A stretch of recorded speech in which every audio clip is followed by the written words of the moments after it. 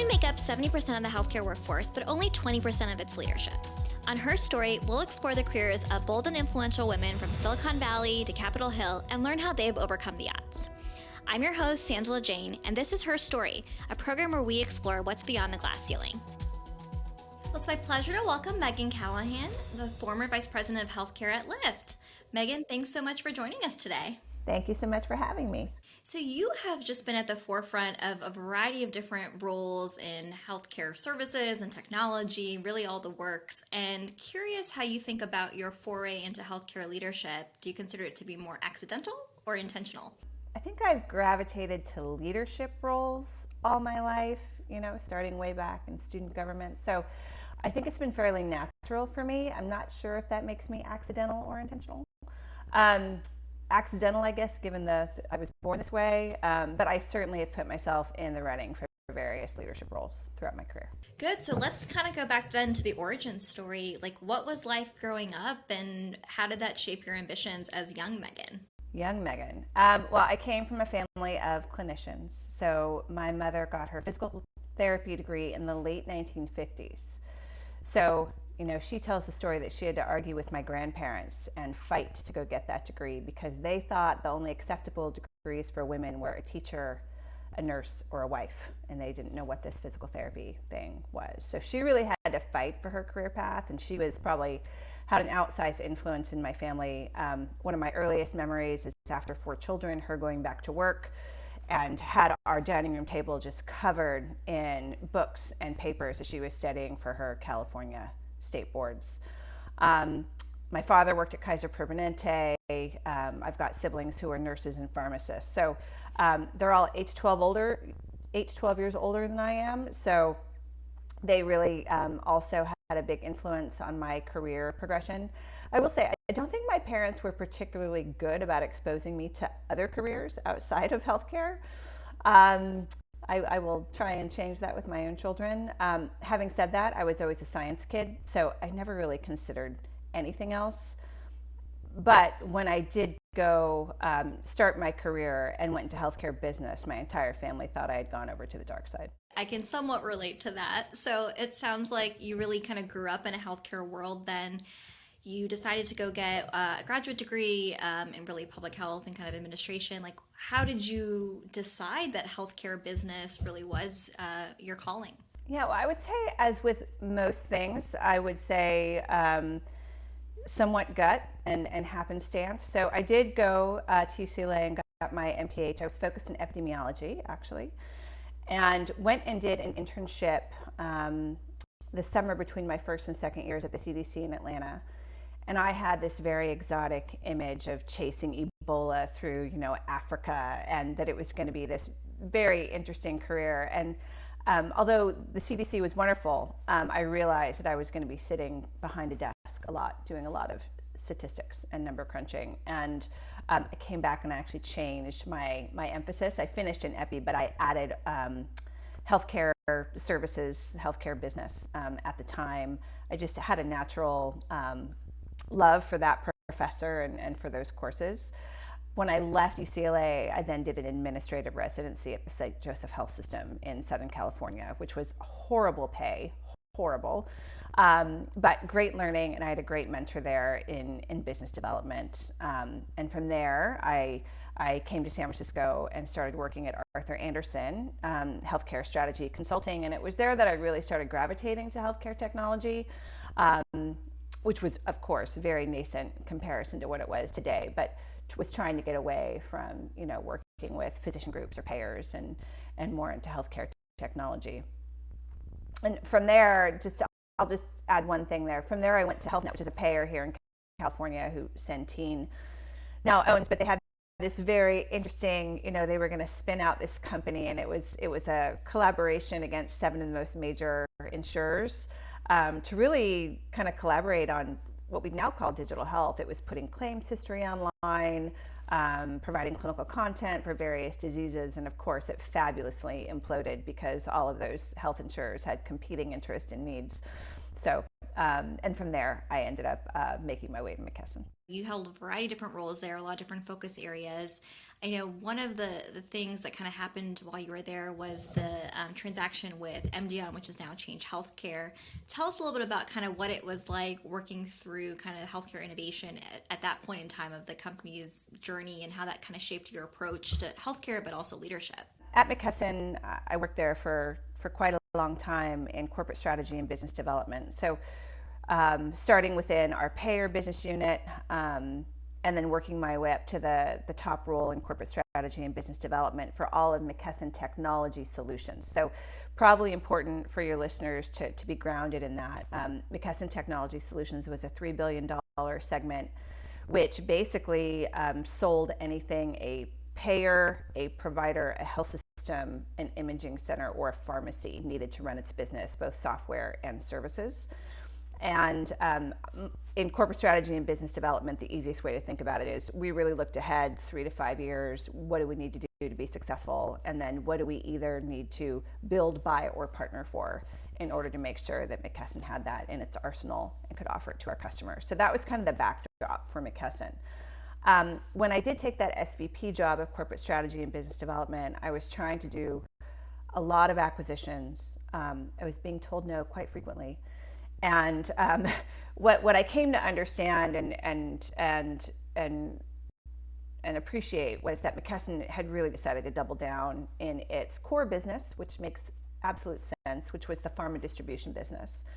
And the technology solutions segment had very high margins, great EBITDA, and we were just going to get milked, essentially.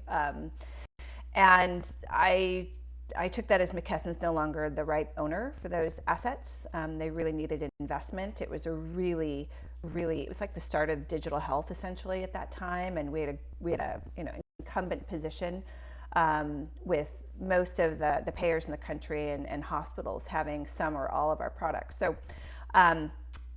So what I did is I went in with one gentleman on my team and worked up every single scenario with what we do with that portfolio of assets, from selling it off to private equity to another kind of Hail Mary acquisition. And what jumped off the page, of course, was the merger with MDON. Both were very strong in the revenue cycle management space. There was a lot of overlap in terms of capability and customers. So I worked with my boss at the time, Bansi Naji, who's now the president of GoodRx, and showed him this body of work, and he got behind it. And we flew together to meet with John Hammergren, who was the CEO of McKesson at the time, and really pitched to him this merger and this carve out of this $3 billion segment from McKesson and creating this new company. And everybody told me John was going to say no, and he said yes. So I spent the next 15 months getting that transaction done, of course, with a whole host of people. Working a lot with Blackstone, who owned MDON, working with Goldman Sachs, who were our bankers, and learning a ton. I had done acquisitions in the past, but nothing that complicated. And led the integration of McKesson Technology Solutions with what was MDON. They had taken the name of Change Healthcare at the time.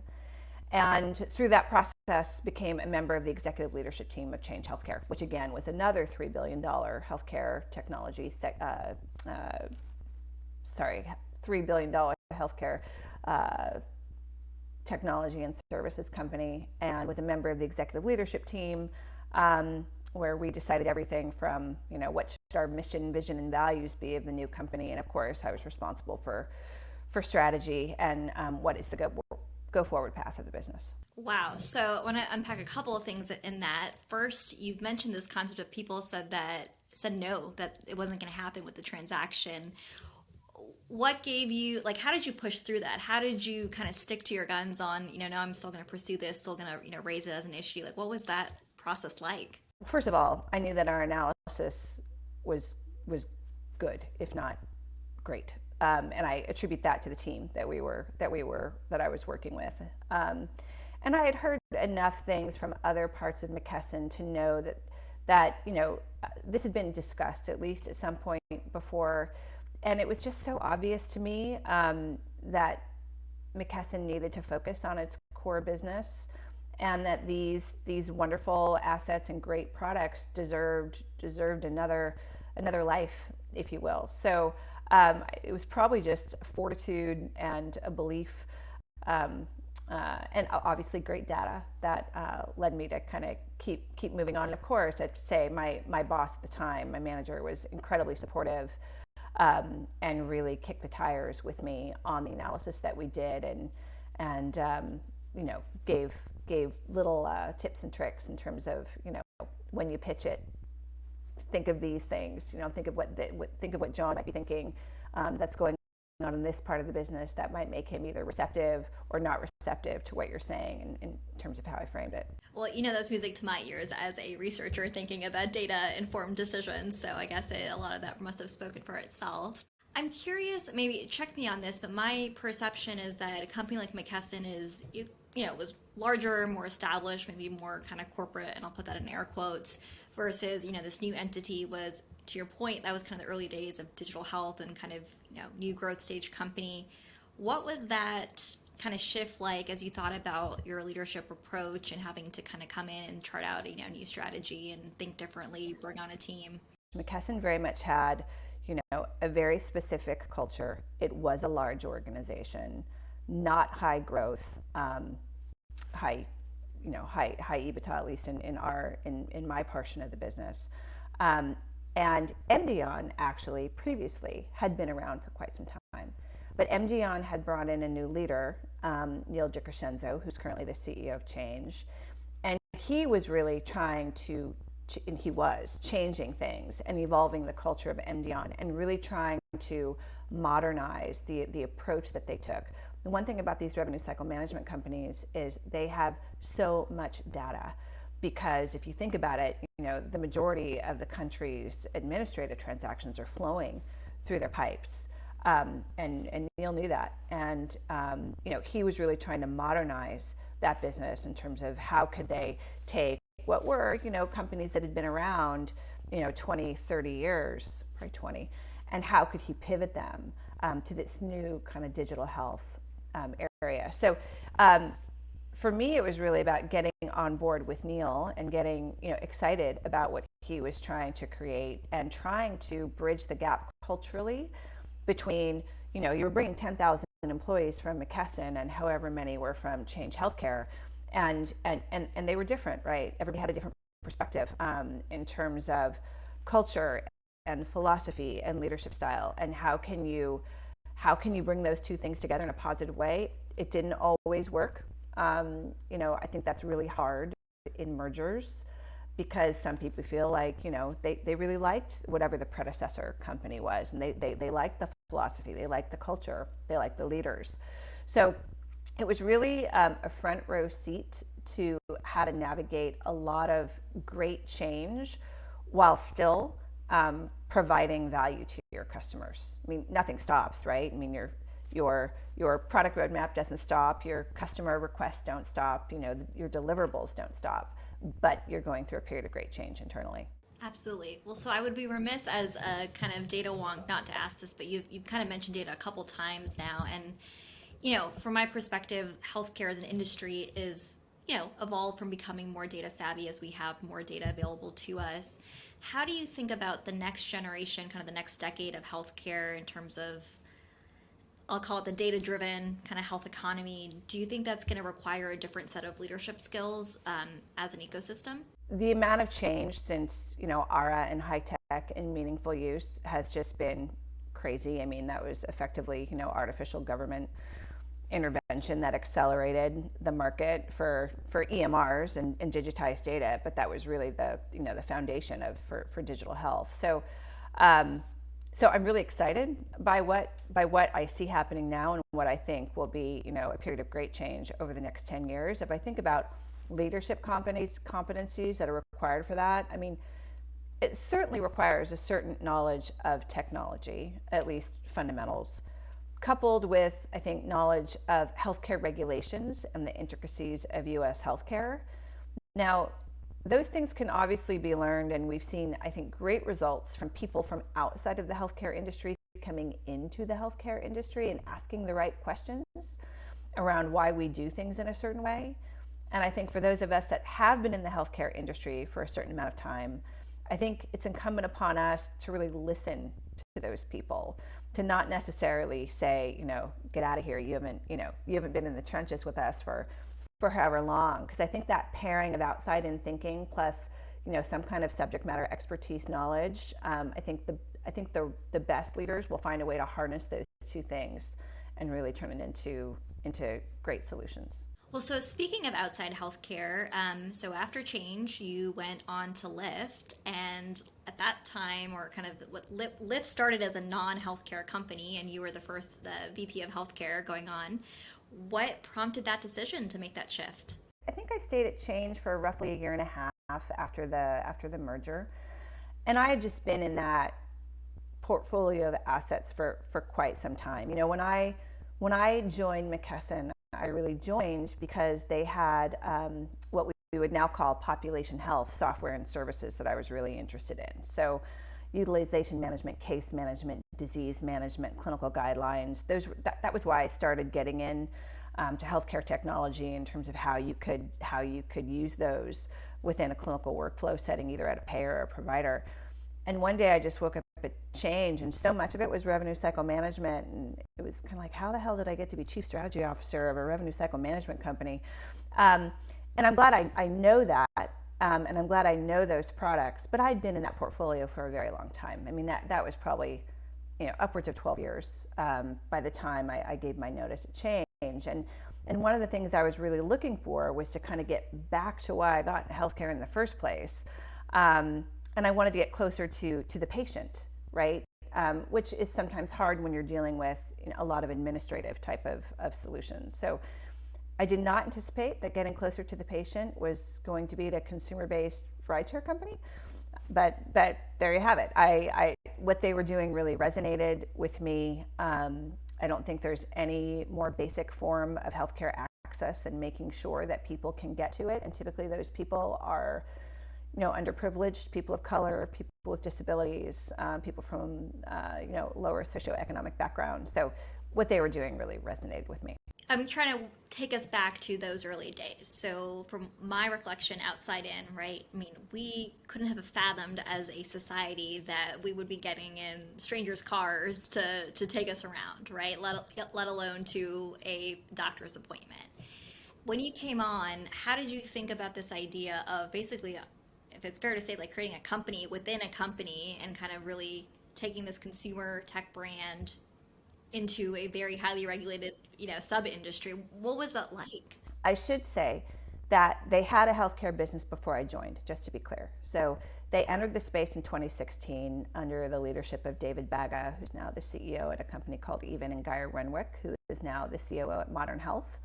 And they had done a fantastic job of taking the Lyft network, essentially creating a business-to-business platform, and then leveraging that within the existing non-emergency medical transportation space. So there was a very robust foundation for me to build off of.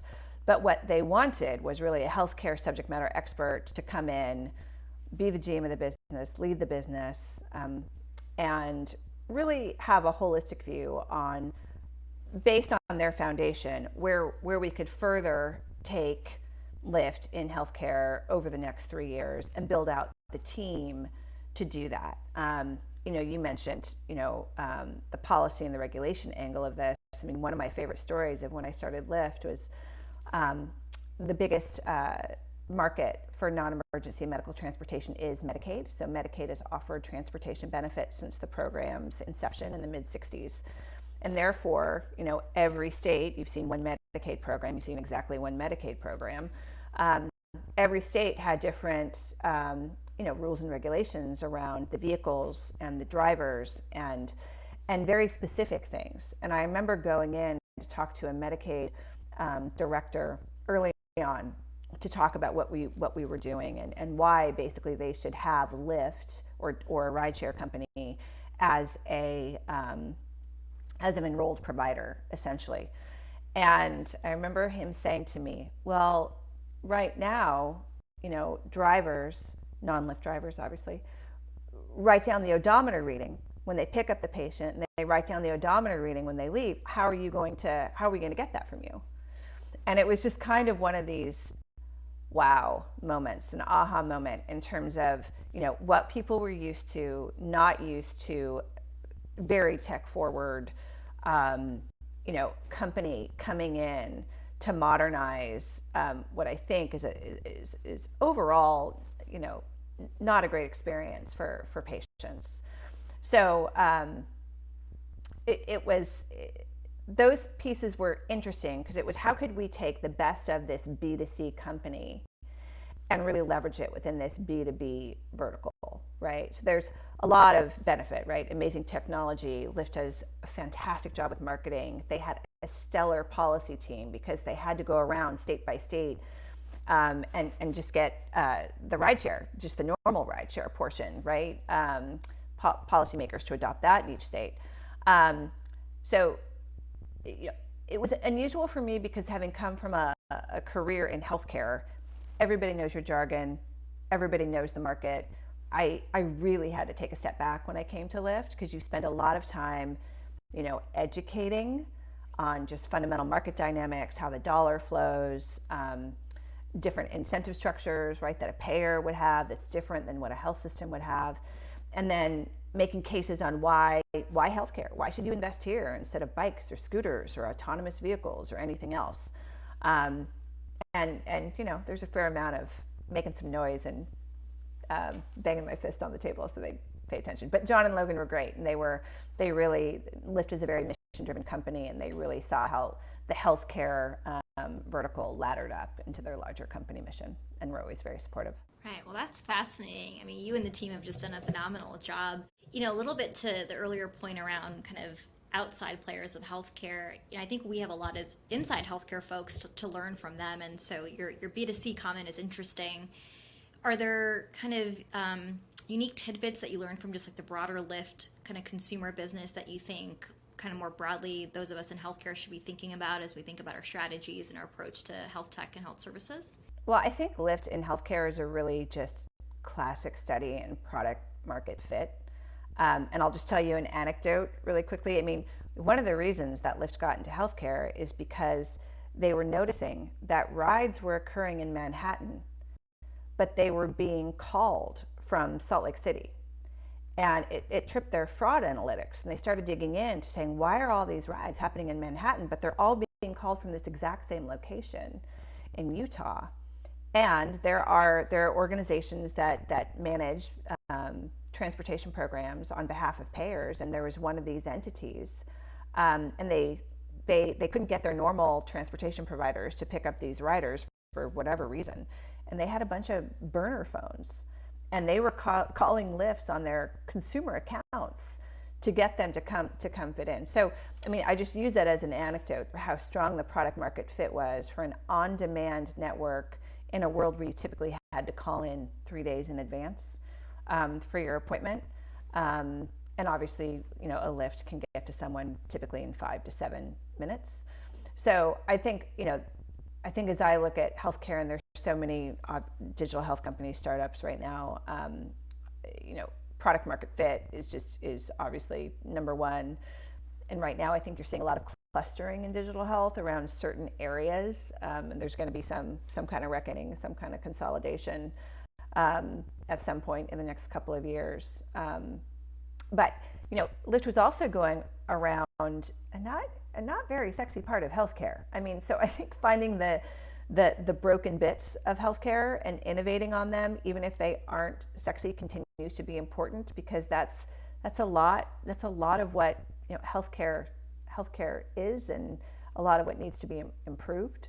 I think, it's a little bit to your point, is the back to the basics, yeah. Right? And I think that nugget you shared about how Medicaid's been covering this benefit for years, I don't think many people even recognize how far back that goes. Yeah, and Medicare Advantage now, increasingly, about 35% of plans nationally also cover transportation.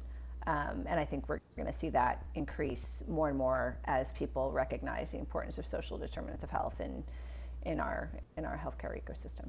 So I know that you were in the midst of making a kind of entering the next chapter of your career, I should say, and we'll be stepping back from Lyft for some new adventures that we'll have to have you on for part 2 to tell us more about in a couple of months. Tell us about the decision, what prompted the decision to kind of leave, and find the next thing?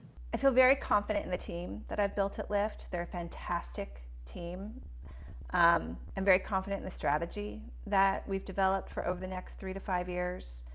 And I think that they're well positioned to execute against that strategy. And as I look at what's going on in healthcare now and the amount of investment, and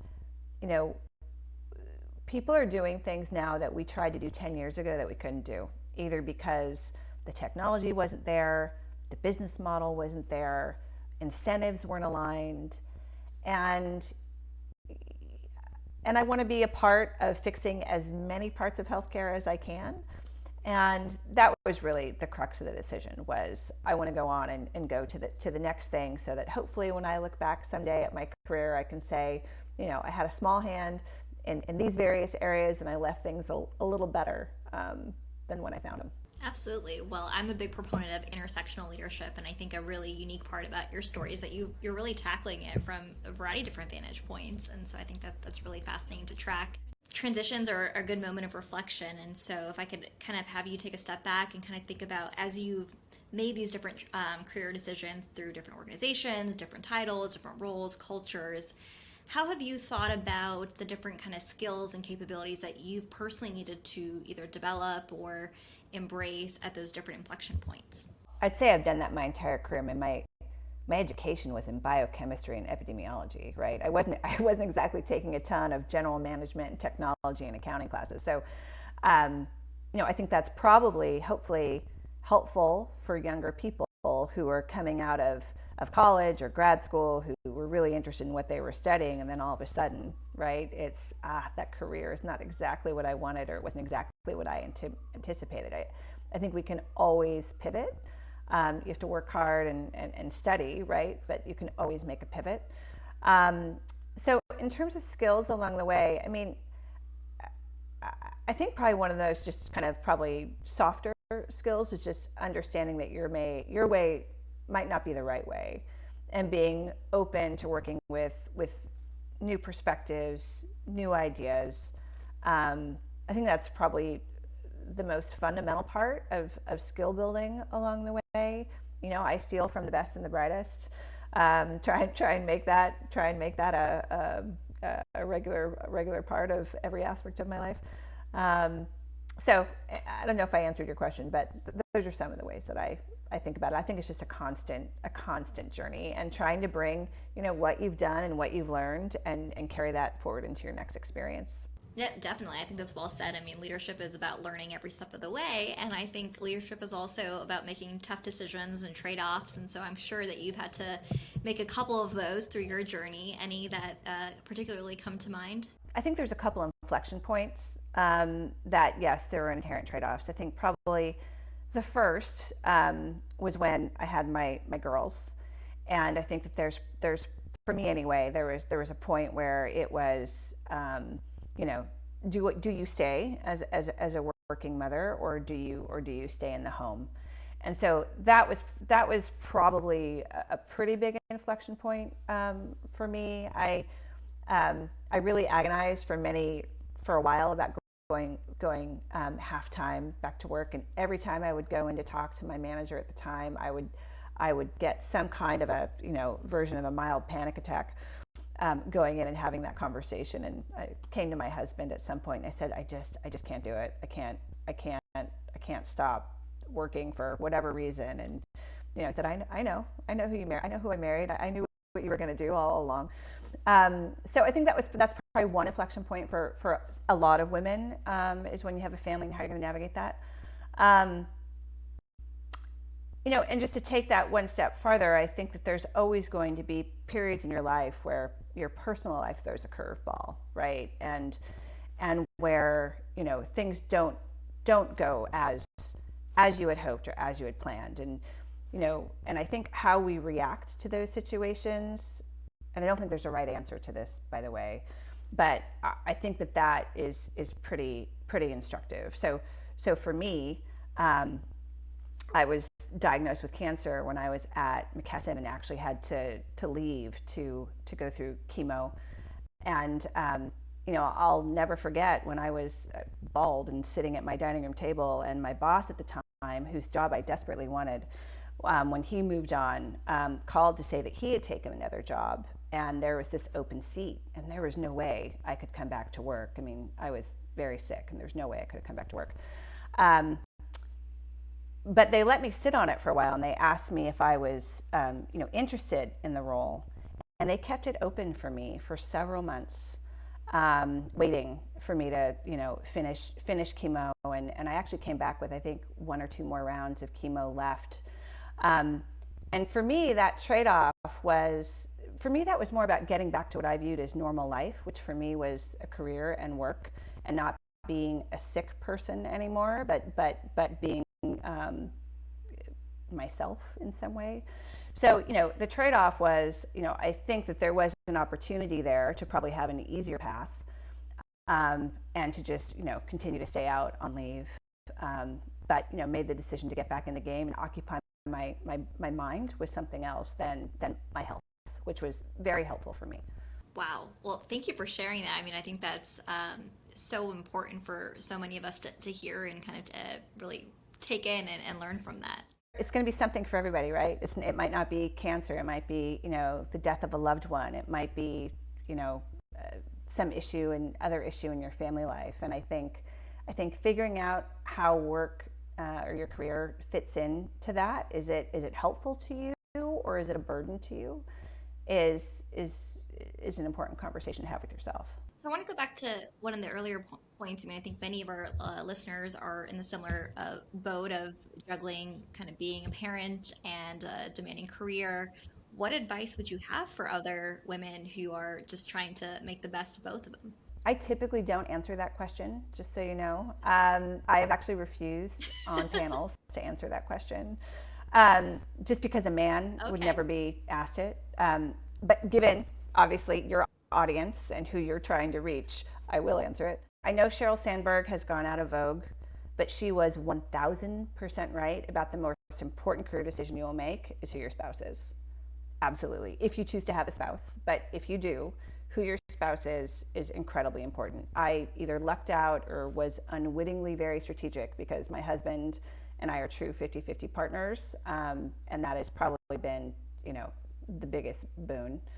I've already talked about, really considering, if you do have a family, if you're going to quit. I mean, I remember when I was a director at McKesson, and you'd go into higher level meetings with various executives, and I would count how many women were in the room, and then I would calculate the percentage of, who were the decision makers in the room, and obviously, as I was just seeing all of my peer group kind of just drop off, and there weren't that many of us left, right, as you start to get higher and higher. And I really would encourage people to just really think through that, because we need female voices in decision-making rooms. I mean, obviously there's all kinds of research about that, and I also think having had the benefit of some older siblings who are much older than I am, I think I had a little bit of a different perspective, where I was seeing my sisters with kids leaving high school, and in some instances, didn't necessarily have their own world, right? Their own source of fulfillment, whatever that could be. So that was instructive for me. So I would just say, take the long view on that when you make your decision. So you have totally reframed my thinking on that question, so thank you. I guess I'm going to throw a little bit of a curveball then. If hypothetically we'd ask the same question to your husband then, how he juggles being a dad and having a career in your home, how do you think he would answer? I think he would answer the same way. I hope. I mean, he has a very important career. I mean, so, I think he would answer the same way. I hope I'm as helpful as I think I am. I'm sure you are, but no, I mean, I think you're raising the broader issue though of, it's something that I think women leaders in particular, probably face more acutely, but I think we're also hitting a point where I know I have several male colleagues who are also, thinking about that balance too. So it's food for thought for all of us. It's actually interesting now with, just very specifically with paternity leave. And I know that Lyft, thankfully, has a very generous paternity leave policy. So it's really refreshing, right, to see where my husband took 2 weeks, they're getting 18, 20 weeks, and how to spread that out over the course of the year between the mother and the father. And I think it's wonderful. Thinking about that long view, is there something that you believed early on in your career that you no longer believe? And that could be something that you kind of came to you yourself or was told to you? I think when I started my career, and this could just be a product of, young adulthood, but I think I believe that there was a right way to do things, that there is a right way and a wrong way of doing things, as opposed to hopefully what's a more mature view of that, processes, perspectives, that there can be multiple right ways to get to the right answer. So outside of your personal integrity, there is only that's the only thing that you really have to trade on. So there is a right way for personal integrity, but outside of that, I think that's probably what has changed most over time. So then, coming back full circle to where we started, what advice would you give to young Megan? I would probably tell young Megan to say all the things, to not be afraid to be, I don't want to say outspoken, but to have a strong opinion, of course, respectfully. There was a period of time in my career where I was kind of counseled by some people to be a little less opinionated about certain things, and I twisted myself into a pretzel for at least a couple years trying to figure out how to be less like myself or less opinionated, which of course did not work out very well. I think a lot of that was a product of the company I was with and the people I was working with, and certainly a certain amount of gender norms at the time. But I think I would say be unafraid about that, and be as bold as you need to be. Love that. So Megan, this has just been a phenomenal interview, and I have so many more questions, but we'll have to save them for round two. Let's maybe close with our audience favorite then is, as you think about your leadership legacy, what would be the title of your autobiography? Well, first, I'm not done, is what I would say. So probably something like Megan Callahan so far. So I'll go with that. Well, with that, then we're really excited to continue tracking your progress and seeing what's in store for the next chapter, where you have brought so much to healthcare already, and we're excited for the next venture for you. Thanks for the opportunity.